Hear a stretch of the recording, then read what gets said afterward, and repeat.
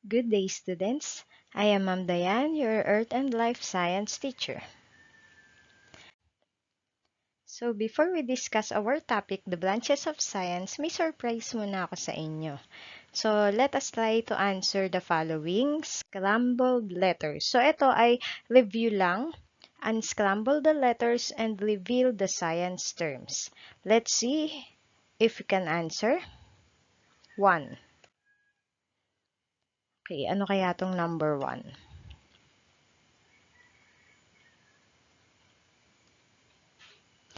If your answer is biology, then you are correct. Paano naman itong number 2?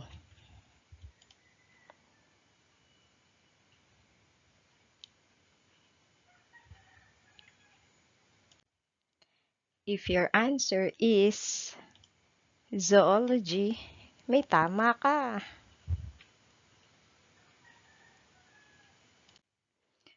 Number 3.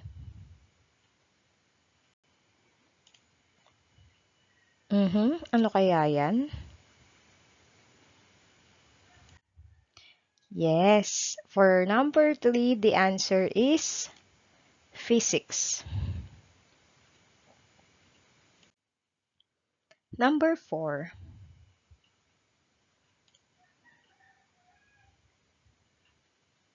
Try nyo lang, ano kaya yan? For number 4, if you answered astronomy, yes, you are right. And for our last number 5, napakadali lang yan, syempre.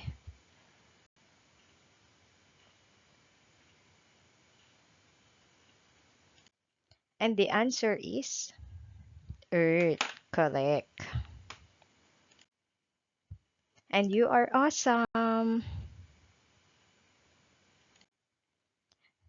So let us now discuss, short discussion lang po ito about the branches of science. So ano yung naaalala nyo about sa science subject? So science is a systematic body of knowledge based on careful observation and experimentation. So we have two branches here, the social science and the natural science. So if you are taking Hume's clock, okay, yung mga humanities and social sciences, dito kayo banda sa social science magfo-focus.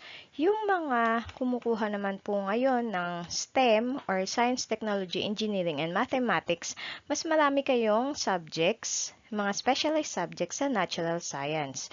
So, ano yung difference ng dalawang to? Social science muna tayo. Social science is the study of relationships among people and their society. So from the word social, ibig sabihin po tungkol din po ito sa tao at saka sa community. For the natural science, it seeks to understand the different processes of the natural and physical world. So tungkol naman po sa paligid natin, kung ano yung nakikita natin sa ating physical world. And then, meron tayong two branches din po for natural science. Let's start with the pure science and tuloy tayo sa applied science mamaya. Pure science is used to gain innovative knowledge. So, ito po ay more on knowledge lang po talaga. Ano yung mga pinag-aaralan ng mga concepts tungkol dito sa pure science. And then, kapag naman po yung napag-aralan dito sa pure science ay nai-apply na, ito naman po, applied science aims to discover facts or knowledge to solve a particular problem. Okay, na-apply na. So, anong meron dito sa ating pure science? We have biological science and the physical science. So, biological science or biology, the study of living things. Kapag study of living things, syempre, botany, yung study of plants. And living things din po, we have the zoology or the study of animals. Paano naman kapag sa physical science? Physical science, tatlo yan. Ayan po yung tatlo. So, ano kaya yung tatlo dyan sa physical science?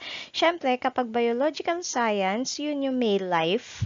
Pero kapag, biological science, living things, physical science naman po ay non-living things.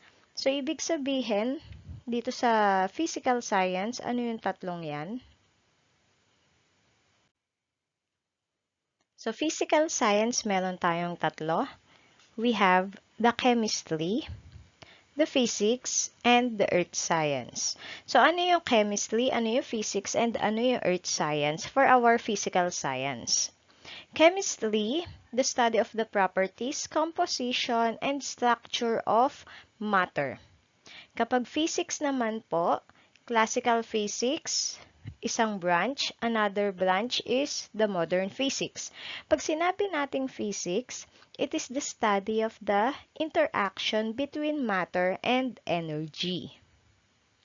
Sa earth science naman po, so earth science is the study of the planet Earth.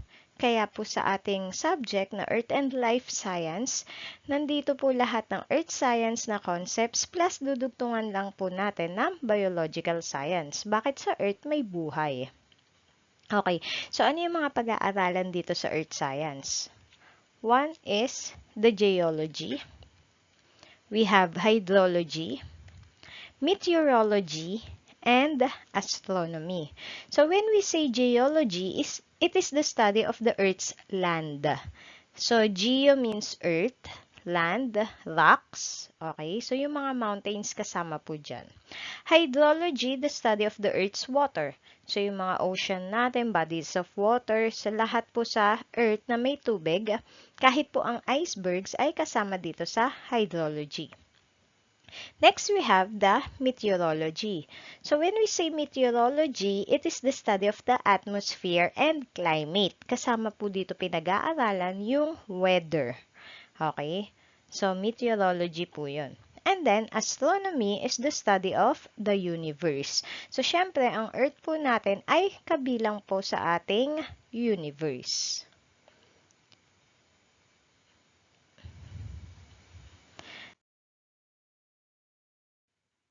So, eto po yung mga sinabi natin kanina.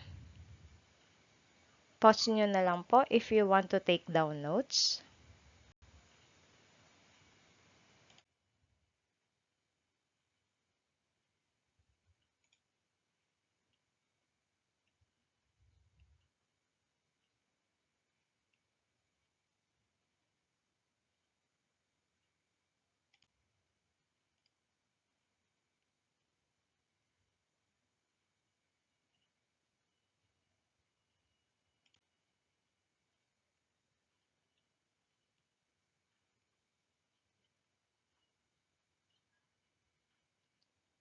And that's all for now. See you sa next lesson natin. Bye!